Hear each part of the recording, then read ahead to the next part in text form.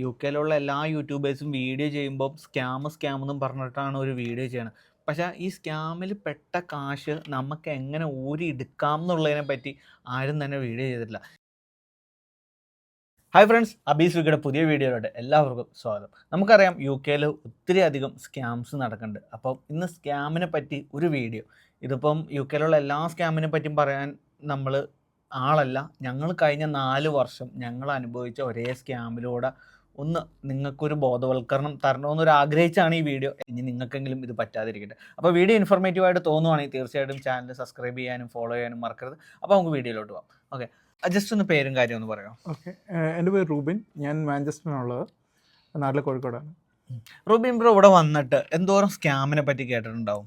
Insurance നമ്മൾ ചിലവർക്ക് ഇപ്പോൾ ഇൻസ്റ്റയിലൊക്കെ കണ്ടിട്ട് നമ്മൾ ഇൻഷുറൻസുകൾ നമ്മൾ ഓക്കെ പൈസ കുറച്ച് കിട്ടുമെന്ന് പറഞ്ഞാൽ ഇൻഷുറൻസ് കൊടുത്ത് ലാസ്റ്റ് ക്ലെയിമിന് പോകുമ്പോൾ അങ്ങനെ ഇൻഷുറൻസ് പോലും ഇല്ലയെന്ന് പറഞ്ഞിട്ടുള്ള സ്കാമുകൾ. പിന്നെ ഞാനാണെങ്കിൽ HMRC ഇന്നും നമ്മുടെ ഇപ്പം യുകെയിൽ പുതിയതായിട്ട് വരുന്ന സ്റ്റുഡൻസിനെ ടാർഗറ്റ് ചെയ്ത് വിളിക്കാറുണ്ട്. ഹലോ, ഞങ്ങൾ HMRC എന്നാണ് വിളിക്കുന്നത്, നിങ്ങളിങ്ങനെ ടാക്സ് അടച്ചിട്ടില്ല, നിങ്ങൾ ഇത്ര കാശ് തിരിച്ചടയ്ക്കണം, അങ്ങനെ ഒരു സ്കാം നടക്കാറുണ്ട്. പിന്നെ അതുപോലെ തന്നെ ഞാൻ കുറച്ച് നാളുകൾക്ക് മുമ്പ് ഒരു വീഡിയോ ചെയ്തിട്ടുണ്ടായിരുന്നു. അതായത് ചില സ്റ്റുഡൻസിന് ഇവിടെ ഫീസ് അടയ്ക്കാൻ വേണ്ടി അവർ പൗണ്ട് കൊടുക്കും, എന്നിട്ട് നാട്ടിൽ കാശ് കൊടുക്കും. എന്നിട്ട് ഫീസ് അടച്ചു കഴിഞ്ഞ് 3 ദിവസം കഴിയുമ്പോൾ ഈ അടച്ച ആള് അതൊരു ഫോൾസ് ട്രാൻസാക്ഷൻ ആണെന്ന് പറഞ്ഞ് ഈ കാശ് തിരിച്ചു മേടിക്കും. അപ്പത്തേക്കിനും ഇവര് നാട്ടില് കാശ് കൊടുത്തിട്ടുണ്ടാവും. അപ്പൊ ഇവർക്കിടെ നാട്ടിലെയും 8 ലക്ഷം രൂപ പോവും. ഈ 8,000 പൗണ്ട് ഫീസ് അടച്ചത് ഫോൾസ് ട്രാൻസാക്ഷൻ ആണെന്ന് പറഞ്ഞ് ഇവർ തിരിച്ചു മേടിക്കുകയും ചെയ്യും.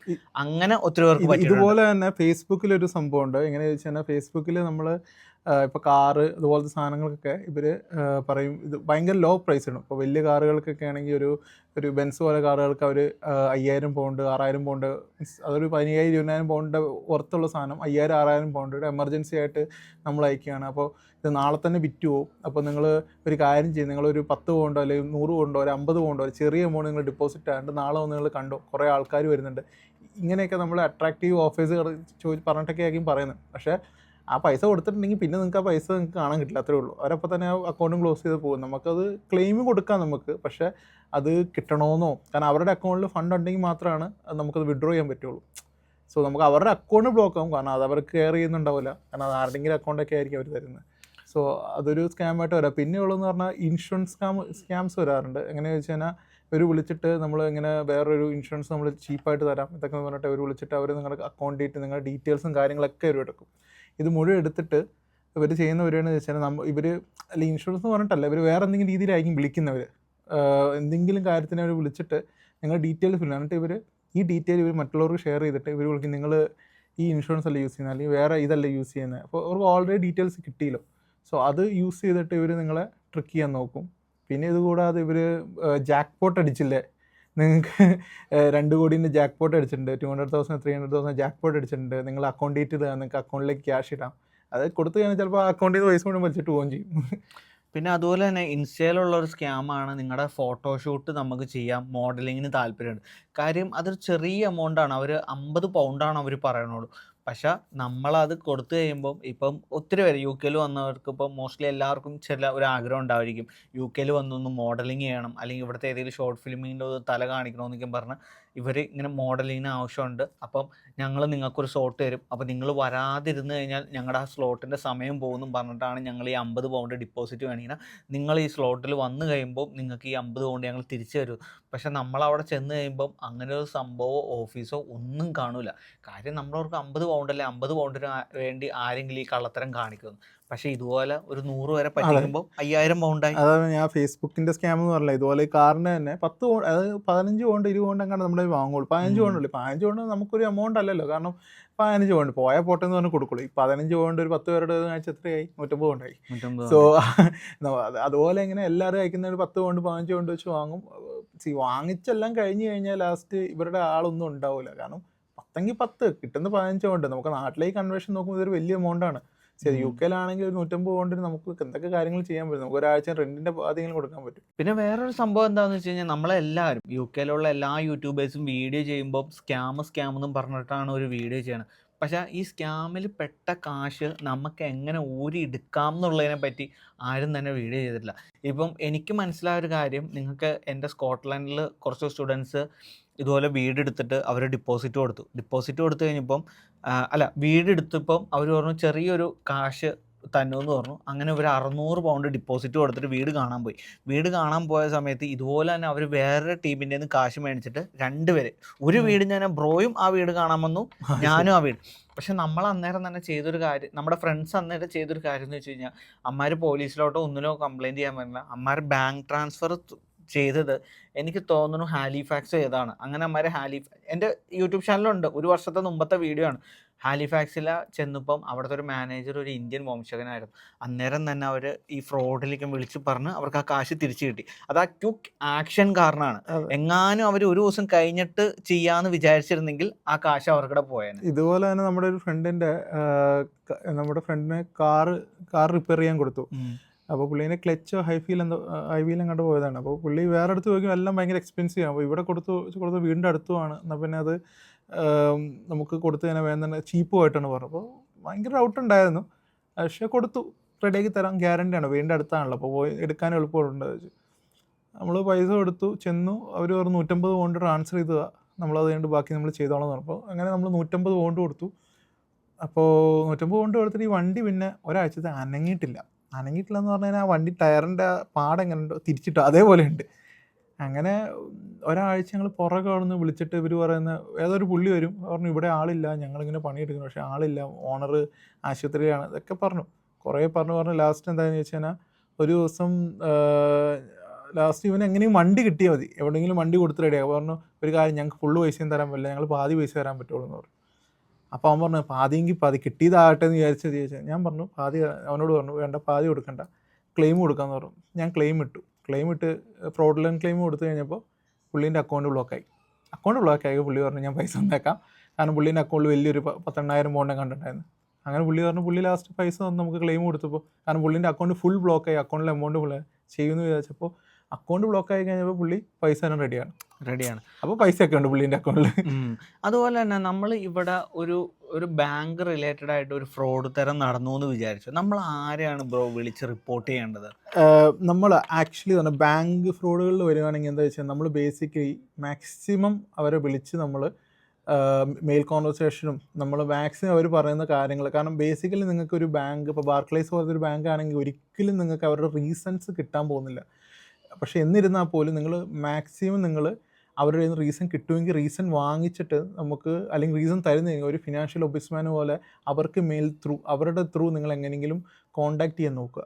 സോ അത് ഉണ്ടെങ്കിൽ എങ്ങനെയെങ്കിലും നമുക്കൊരു എന്തെങ്കിലും അപ്ഡേറ്റ് കിട്ടും. എൻ്റെ ഒരു ഫ്രണ്ട്സിൻ്റെ ബാങ്കൊക്കെ ഞാൻ ബ്ലോക്കായി പോയ സമയത്ത് ഞാൻ അവർക്ക് ഡയറക്റ്റ് മെയിൽ അയച്ച്, അത് കഴിഞ്ഞിട്ട് അത് കിട്ടാതെ ഫിനാൻഷ്യൽ ഒബിസ്മാൻ മെയിൽ അയച്ച് അവർ ത്രൂ നമ്മൾ ബാങ്കിൽ കോൺടാക്ട് ചെയ്യുമ്പോൾ കുറച്ചുകൂടെ റെസ്പോൺസ് കൂടുതൽ വരും. സോ അത് എപ്പോഴും ഒരു പ്ലസ് പോയിന്റ് ആണ് ഫിനാൻഷ്യൽ ഒബിസ്മാൻ ത്രൂ പോകുന്നത് വളരെ. ഓക്കെ, ഈ ഫിനാൻഷ്യൽ ഒബിസ്മാൻ എന്ന് പറഞ്ഞല്ലോ, അതെല്ലാം ബാങ്കിനും ഡിഫറെൻ്റ് ആണോ? അല്ല, ഇത് ഫിനാൻഷ്യൽ ഇൻസ്റ്റിറ്റ്യൂട്ടിനെല്ലാം കോമൺ ആണ്. ഫിനാൻഷ്യൽ തരമായിട്ടുള്ള ഫ്രോഡുകൾ മീൻസ് അതിനെല്ലാം നമുക്ക് ക്ലെയിമിനും കാര്യങ്ങളെല്ലാം പോകണമെങ്കിൽ ഇവരെ ത്രൂ ആണ് നമുക്ക്. അത് നാട്ടിലാണെങ്കിൽ ഇവിടെ ആണെങ്കിലും നമുക്ക് ഒരേ പേരിനാണ് വരുന്നത്. സോ അത് സെയിം ആയിട്ടാണ് അവർക്ക് വരുന്നത്. അത് നമുക്ക് ടോൾ ഫ്രീ നമ്പർ ആണോ അതോ അല്ല, മെയിൽ ഐ ഡി ആണ്. അവർ മെയിലിൽ നമുക്ക് മെയിൽ അയക്കാം, അവർക്ക് ഇന്ന റീസൺസ് എന്ന് പറഞ്ഞാൽ മെയിൽ അയക്കാൻ പറ്റും. അവർ ഇതര ഒരു ലിങ്ക് നമ്മൾ ഫില്ല് ചെയ്യാനുള്ള രീതി വരും, അല്ലെങ്കിൽ ഒരു മെയിൽ ഡീറ്റെയിൽ കൊടുത്തിട്ടുണ്ടെങ്കിൽ അവർ ഡീറ്റെയിൽ അവരത് ഫോർവേഡ് ചെയ്യും, അല്ലെങ്കിൽ കോൺടാക്ട് റെഫറൻസ് നമ്പർ കാര്യങ്ങൾ വെച്ച് നമുക്ക് കൊടുക്കാൻ പറ്റും. സോ അത് ഭയങ്കര യൂസ്ഫുൾ ആണ് സത്യം പറഞ്ഞു കഴിഞ്ഞാൽ. നമുക്കതൊരു പ്ലസ് പോയിന്റ് ആയിട്ട് വരും. ഇപ്പോൾ ഈവൻ ബാങ്കിന് നമുക്ക് ചെയ്തിട്ട് ബാങ്ക് നമുക്കൊരു ഉപകാരമില്ല. ബാങ്കുകാർ തന്നെ പറയും നിങ്ങൾ ഫിനാൻഷ്യൽ ഒബിസ്മാന് നിങ്ങൾ എസ്കലേഷൻ പോകാൻ പറഞ്ഞാൽ അവർ തന്നെ നമുക്ക് ഇങ്ങോട്ട് പറയാറുണ്ട്, അവർ ത്രൂ നിങ്ങൾ ചെയ്യേ, അതായിരിക്കും നിങ്ങൾക്ക് കുറച്ചുകൂടെ നല്ലതെന്ന് പറയാറുണ്ട് എപ്പോഴും ബാങ്കുകാർ. പക്ഷേ എപ്പോഴും മാക്സിമം ഞാൻ പറയുകയാണെങ്കിൽ ഫിനാൻഷ്യൽ ട്രാൻസാക്ഷൻ വലിയൊരു എമൗണ്ട് നിങ്ങൾ ചെയ്യുമ്പോൾ നോക്കിയിട്ട് ചെയ്യുക. ഫ്രോഡുലൻ്റ് ആയിട്ടുള്ള ബാങ്കിലേക്ക് നിങ്ങൾ അല്ലെങ്കിൽ നിങ്ങളെ ഒരു കമ്പനി അക്കൗണ്ട് പോലെ ചില ഫ്രോഡുലൻ്റ് ബാങ്ക് അക്കൗണ്ടിലേക്ക് നിങ്ങൾ ട്രാൻസാക്ഷൻ ചെയ്തിട്ടുണ്ടെങ്കിൽ അത് ബാങ്ക് എപ്പോഴും നിങ്ങളുടെ ബ്ലോക്ക് ചെയ്യാനുള്ള ചാൻസ്. വൺസ് ബ്ലോക്ക് ആയി പോയാൽ നിങ്ങൾക്ക് വേറൊരു ബാങ്ക് അക്കൗണ്ട് എടുക്കാൻ പോലും പറ്റില്ല. യു കെയിൽ ഭയങ്കര ബാങ്കിങ് റൂൾസ് ഭയങ്കര സ്ട്രിക്റ്റ് ആണ്. ഈവൻ നമ്മൾ പറയും ചെറിയൊരു മോൺസോയിലൊക്കെ എന്ന് പറഞ്ഞാൽ ഭയങ്കര സ്ട്രിക്റ്റ് ആണ്. ഇപ്പോൾ ഈ പറഞ്ഞ മറ്റേ എനിക്ക് തോന്നുന്നു കുറച്ചുകൂടെ ലിബറലായിട്ട് വരുന്നത് എനിക്ക് ചില സമയത്ത് ലോഡ്സായിട്ട് എനിക്ക് തോന്നാറില്ല. ബാർക്ലേസൊക്കെ ഹൈലി റെസ്ട്രിക്റ്റഡ് ആണ്. ചെറിയൊരു സ്പോട്ട് ഇതാണെങ്കിൽ നമ്മളോടൊന്നും പറയൊന്നുമില്ല. നമ്മൾ എന്താ റീസൺ എന്ന് ചോദിച്ചാൽ പോലും ഒന്നും പറയാം. അവർ ഒന്നും ഡാറ്റ പ്രൊട്ടക്ഷൻ എന്ന് പറഞ്ഞാൽ അവർ ഫുൾ സ്റ്റോപ്പ് ചെയ്യാം. എനിക്ക് തോന്നുന്നത് നമുക്കൊന്നും ചെയ്യാൻ പറ്റാത്ത അവസ്ഥയിലായിരിക്കും. കുറച്ചെങ്കിലും എനിക്ക് റെസ്പോൺസ് കിട്ടിയിട്ടുള്ളത് ഞാൻ എൻ്റെ പേഴ്സണൽ ഇതിൽ എനിക്കൊരു ലോഡ്സ് ബാങ്കിൽ നിന്നാണ് എൻ്റെ ഒരു ഇത് പേഴ്സണൽ എനിക്കൊരു റിപ്ലൈ കിട്ടിയിട്ടുള്ളത്. കുറച്ചെങ്കിലും ഒരു മാക്സിമം അവരൊന്നും പറയില്ല, കാരണം ഇങ്ങനത്തെ ഒരു കേസുകൾ വന്നിട്ടുണ്ട്. അതുകൊണ്ട് മാക്സിമം ഈ രീതിയിലുള്ള ഫ്രോഡുകളിൽ ഫണ്ട് അറിയില്ലാത്ത ആൾക്കാർ ട്രാൻസാക്ഷൻ വലിയ എമൗണ്ട് ചെയ്യാൻ പറഞ്ഞാൽ ഒരിക്കലും ചെയ്യാതിരിക്കുക. കാരണം അത് ചെയ്യുന്നതനുസരിച്ച് നിങ്ങളുടെ ബാങ്ക് അക്കൗണ്ട് ബ്ലോക്ക് ആവാനും ബ്ലോക്ക് ആയിക്കാനും അത് പിന്നെ റിക്കവർ ചെയ്യാനും നിങ്ങളുടെ ഇത് ഒരു വൺസ് ഒരു ബാങ്ക് ഒരു ബാഡ് ലിസ്റ്റിലേക്ക് നിങ്ങളുടെ ക്രെഡിറ്റ് ലിസ്റ്റിലേക്ക് പോയിട്ടുണ്ടെങ്കിൽ ഇത് 5 വർഷം എടുക്കും നിങ്ങളുടെ ഇത് റിക്കവർ ആയിട്ട് വരണമെങ്കിൽ. നിങ്ങൾ UK നിൽക്കുമ്പോൾ 5 വർഷം റിക്കവർ ആയിട്ട് വരണമെന്ന് പറഞ്ഞാൽ അത് വലിയൊരു വർഷമാണ്. അപ്പോൾ നിങ്ങൾക്കൊരു വീട് വാങ്ങാൻ ഇതൊക്കെ നിങ്ങളുടെ ഒരു ബ്ലാക്ക് മാർക്കിലേക്ക് പോകും. പിന്നെ നിങ്ങൾക്കൊരു ഇതൊക്കെ വാങ്ങാൻ ഭയങ്കര പാടായിരുന്നു. പിന്നെ അതുപോലെ തന്നെ നിങ്ങൾ ട്രാൻസാക്ഷൻ ഇപ്പോൾ നിങ്ങൾക്കറിയാം UK പല രീതിയിലുള്ള സ്കാം നടത്താറുണ്ട്. പക്ഷേ ഞാൻ എൻ്റെ ഒരു പേഴ്സണൽ അഡ്വൈസ്, നിങ്ങളോട് ആരെങ്കിലും ഒരു പേയ്മെൻറ്റ് ഇപ്പോൾ എന്തിനായിക്കോട്ടെ, എന്ത് കാര്യത്തിനും നിങ്ങളോട് ഒരു പേയ്മെൻറ്റ് ചോദിക്കുമ്പോൾ നിങ്ങളത് ബാങ്ക് ത്രൂ തന്നെ ചെയ്യാൻ നോക്കണം കേട്ടോ.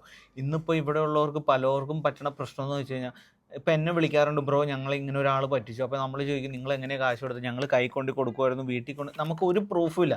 അതേസമയം നിങ്ങളൊരു ബാങ്ക് ട്രാൻസ്ഫർ ആയിരുന്നെങ്കിൽ അത് നമുക്കൊരു വാല്യൂഡ് പ്രൂഫായിട്ട് നമുക്ക് യൂസ് ചെയ്യാൻ പറ്റും. പിന്നെ അതുപോലെ നമ്മുടെ റോബിൻ ബ്രോ വർക്ക് ചെയ്യണത് സത്യം പറഞ്ഞാൽ ഒരു ഇൻഷുറൻസ് കമ്പനിയിലാണ്. നമ്മൾ പലർക്കും പരിചയമില്ലാത്തൊരു ഇൻഷുറൻസ് മേഖലയാണ്. അതായത് ഈ സ്പോർട്സ് റിലേറ്റഡ് ആയിട്ടും നമ്മുടെ ലൈഫ് ലൈൻ ഇൻഷുറൻസ്, അതായത് നമ്മുടെ കൈ കാലുകൾ അങ്ങനെ ഒടിയുമ്പോൾ, പിന്നെ ഈ ഇൻഷുറൻസിൻ്റെ മെയിൻ ഹൈലൈറ്റ് എന്ന് പറഞ്ഞാൽ പലരും എന്നോട് ചോദിച്ചിട്ടുണ്ട്, അബീസ് ബ്രോ ഈ ചെറിയ റേറ്റിന് നമുക്ക് UK ഇൻഷുറൻസ് എടുക്കാം. അങ്ങനെയുള്ളവർക്ക് ആ ഇൻഷുറൻസിനെ പറ്റി നമ്മളൊരു വീഡിയോ ചെയ്തിട്ടുണ്ട്. നമുക്ക് ഒരു മന്ത്ലി 10 പൗണ്ട് മുതലാണ് നമുക്ക് സ്റ്റാർട്ടിങ് തന്നെ, അല്ലേ? അതെങ്ങനെയാണ്? 10 പൗണ്ട് അത് നമുക്ക് എന്താ വെച്ചാൽ അതൊരു യൂണിറ്റ് ബേസ് ആണ്. ഇതെന്ന് വെച്ചാൽ ഒരു യൂണിറ്റ് നമുക്ക് ഇത്രയാണ് 10 പൗണ്ട്, അത്ര 10 പൗണ്ട് 13 പൗണ്ട്. അതെന്ന് വെച്ചാൽ നമുക്ക് അത് ഫിക്സഡ് റേറ്റുകൾ, കാരണം ഇത് മാറ്റമൊന്നും ഉണ്ടാകാൻ പോകുന്നില്ല. അതുപോലെ നമുക്ക് 5 യൂണിറ്റ് വരെ എടുക്കാം. അപ്പോൾ യൂണിറ്റ് കൂടുതൽ എടുക്കുന്നതനുസരിച്ച് പൈസയും കൂടും, നമുക്ക് കിട്ടുന്ന റിട്ടേൺ നമുക്ക് കൂടും നമുക്ക് എന്തെങ്കിലും. പിന്നെ ഇതെന്ന് വെച്ചാൽ പെട്ടെന്ന് ക്ലെയിമിങ് നമുക്ക് നടക്കും. നമുക്ക് ഇത്രയും ഈ കൂടുതൽ നമുക്ക് മെഡിക്കൽ രീതിയിലുള്ള എഫക്ട്സുകളൊന്നും ഇല്ലാത്തതുകൊണ്ട്, മെഡിക്കൽ രീതിയിലുള്ള നമുക്ക് എസ്കലേഷൻസ് ഒന്നും ഇല്ലാത്തതുകൊണ്ട് തന്നെ നമുക്കിത് ഈ ഇൻഷുറൻസ് കിട്ടുന്നത് തന്നെ മെഡിക്കലൊന്നും നോക്കാതെയാണ് തരുന്നത്. അതുകൊണ്ട് കിട്ടാൻ എളുപ്പമുണ്ട് നമുക്ക്. പിന്നെ ഈ ഇൻഷുറൻസിന് മറ്റേ ഇൻഷുറൻസിൽ നിന്നും എന്താണ് വ്യത്യസ്തത ഉള്ളതെന്ന് വെച്ച് കഴിഞ്ഞാൽ, നമുക്ക് എന്തെങ്കിലും അസുഖങ്ങളോ കാര്യങ്ങളോ ഉണ്ടെങ്കിൽ ഈ ഇൻഷുറൻസിന് അത് ബാധ്യതയല്ല. പിന്നെ UK വന്ന് ക്രിക്കറ്റും ഫുട്ബോളൊക്കെയും കളിക്കുന്നവരാണെങ്കിൽ നിങ്ങൾക്കൊന്നും പറ്റാതിരിക്കട്ടെ എന്ന് തന്നെയാണ് നമ്മുടെ എല്ലാവരുടെയും പ്രാർത്ഥന. പക്ഷേ ഇത് എടുത്തു വയ്ക്കുവാണെങ്കിൽ നാളെ നിങ്ങളുടെ കുടുംബത്തിനും നല്ലൊരു കാര്യമായിരിക്കും. കാര്യം ഇവിടെ വന്ന് വിത്ത് മൈ പേഴ്സണൽ എക്സ്പീരിയൻസ് ഇവിടെ വന്നിപ്പം ഒരു ACL ലിഗമെൻറ്റ് സർജറി കണത്ത ആളാണ്. പക്ഷേ ഇന്നിപ്പോൾ റോബിൻ ബ്രോ പറയുകയാണ്, അബീസ് ബ്രോ 10-12 പൗണ്ട് വെച്ച് അന്ന് ഒരു മന്ത്ലി പേയ്മെൻറ്റ് നടക്കുവാണെങ്കിൽ, സത്യം പറഞ്ഞാൽ ഒരു ബിരിയാണിയുടെ കാശാവണേ ഉള്ളൂ. എനിക്കിന്നൊരു 2500 പൗണ്ട്. പക്ഷേ നമുക്കറിയില്ലല്ലോ ഇത് എനിക്കിന്ന് നടക്കും, ഞാൻ ഇന്ന് കളിക്കാൻ പോകുമ്പം ഞാനിന്ന് വീഴുമോ എന്നുള്ള കാര്യവും ഒരു ലിഗമെൻറ്റ് ടീർ ആവുമെന്നുള്ള കാര്യവും നമുക്കറിയില്ല. അതുകൊണ്ട് ഞാൻ എടുത്തില്ല. പക്ഷേ നാളെ നിങ്ങൾക്കറിയില്ല എന്ന് നിങ്ങൾ പറയരുത്. അപ്പം അതിനെപ്പറ്റി കൂടുതൽ വീഡിയോ നമ്മുടെ വീട്ടിലിട്ടിട്ടുണ്ട്. പിന്നെ റോബിൻ ബ്രോയുടെ കോൺടാക്ട് ഡീറ്റെയിൽസ് ഞാൻ എൻ്റെ ഡിസ്ക്രിപ്ഷനിൽ ഇട്ടേക്കാം. താല്പര്യമുള്ളവർക്ക് വിളിച്ച് സംസാരിക്കാം. നിങ്ങൾ എടുക്കണമെന്ന് നിർബന്ധമില്ല, പക്ഷേ ബ്രോയായിട്ട് സംസാരിക്കാം. അപ്പോൾ ഇത്രയാണ് നമുക്ക് വീഡിയോയിൽ പറയാനുള്ളത്. അപ്പം it's me Abi signing off from Abi's UK channel. Bye മച്ചാനെ.